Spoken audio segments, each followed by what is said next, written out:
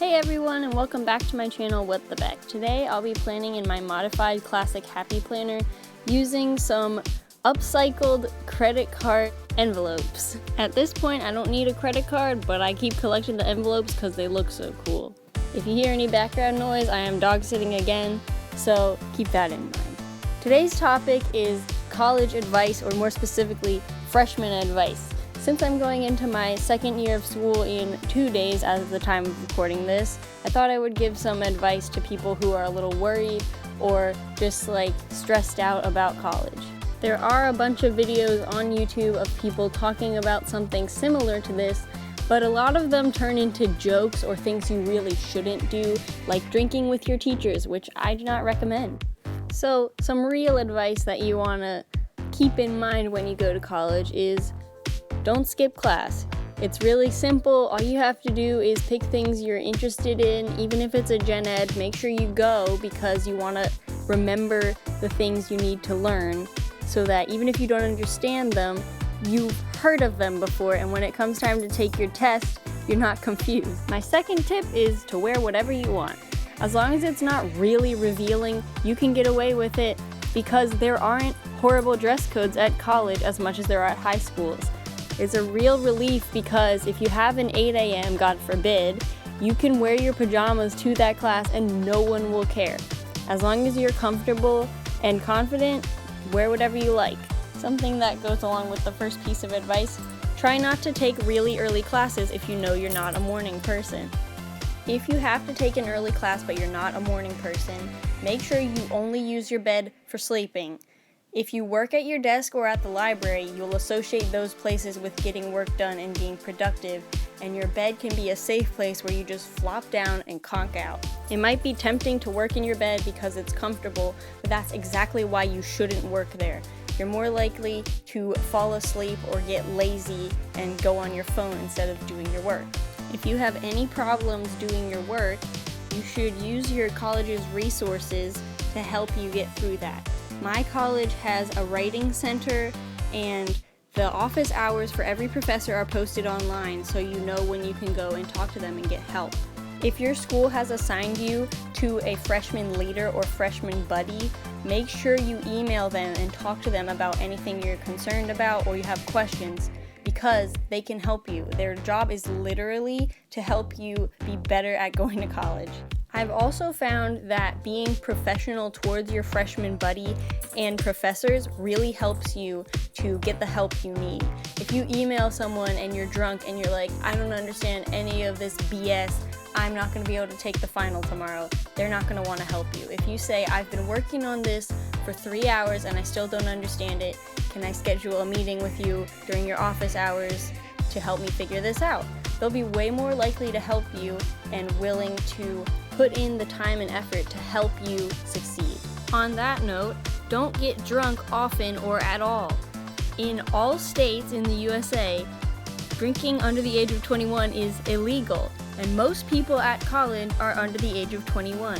If you're caught with alcohol or illegal substances, that's going to go on your record and you might be kicked out of the school.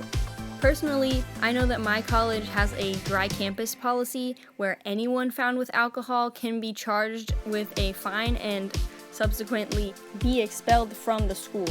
Your school might not be as strict as that, but still you want to follow the law so that you don't have anything bad on your record. Also, it's really bad for your health to drink, especially as much as people do at parties in college. And it's also very dangerous, especially for girls or people assigned female at birth, because a lot of people at college, sadly, a lot of the boys there are not that great, and they'll do horrible things to people who are under the influence and don't have as good of judgment-making skills. Linking to that, you might want to invest in some safety measures. My school has an app where you can have a safety officer walk you to your dorm if you feel unsafe, like at night or if there are a bunch of people hanging around. But you might want to invest in pepper spray or a pocket knife if that's allowed at your school. Depending on where your school is located, it might not be in the safest of areas, so do everything you can to protect yourself. Another thing you should keep in mind when at college is a lot of people want you to make friends and talk to a lot of people. And this is good advice, but sometimes it can be too much where you feel like you have to be friends with everyone and you can really drain yourself socially. Remember that it's okay to cut off toxic people or people you don't really vibe with. Some people can be an acquaintance and not your best friend. Don't try to be too close to everyone because no one can have time to maintain that relationship. Also keep in mind that it's okay to change your major. Usually you have 2 to 3 semesters where you're going to have to take gen eds anyway. I suggest taking most of your gen eds in your freshman year. That way you get them out of the way and you can find out what you like that your school offers that you can go into, rather than picking something and switching every semester. It's okay to do that as well, but it can be a little bit difficult to get all of your credits in time so you can graduate. It's tempting to get your textbooks the week before school starts, but I suggest you should avoid this because a lot of teachers on their website or on their Canvas or Blackboard or whatever you have in your school system, they don't have the correct textbook or the right version, or they have a copy of the PDF that you can use for free. I suggest that you go to your first class. When they tell you what materials and textbooks you need, write them down, look them up on Amazon, and get the 2-day shipping with Student Prime. This way your books will be at your dorm in time for you to use them for class, but you won't have any unnecessary ones that you know you'll never use. Now, in today's economy, it's really important to know how to manage your money. So I suggest you learn how to budget. Even if your parents are paying for your tuition, you should try to get a job, or if you have something like the GI Bill, still make a budget for what you're going to be spending every month. This way you can keep track of how much you're eating out, how many school supplies you've bought and how much that cost you, and generally have a better know how money works and how you've been spending your money to make changes.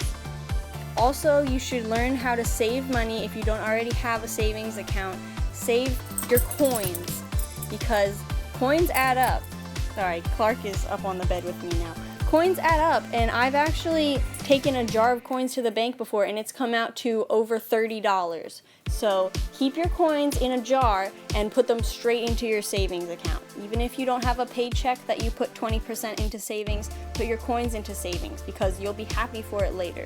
Finally, keep in touch with your parents. If you're on good terms with them, it's a really valuable thing if you have a pen pal with your mom or dad, or you call them or FaceTime them pretty regularly. They can give you advice specific to your own situation and help you get through your stress. If one of your parents or both of your parents have been to college before, you really want to keep talking to them and make sure that you're on good terms with them, because since you're in this new area of your life that you've never experienced before and they have been there, they can help you and give you tips.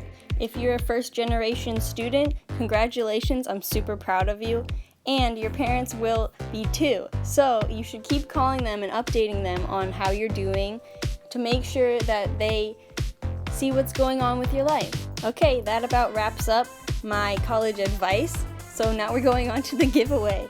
I actually did reach 30 subscribers, and I'm actually at 31 at the time of recording this, so I'm super happy, and I made 2 giveaway packages. The first package is the one on screen now, and the second package is a bit more colorful and rainbowy. I figured I would do one with a lot of bright colors and one with some toned down colors to suit anyone's style that wants to enter.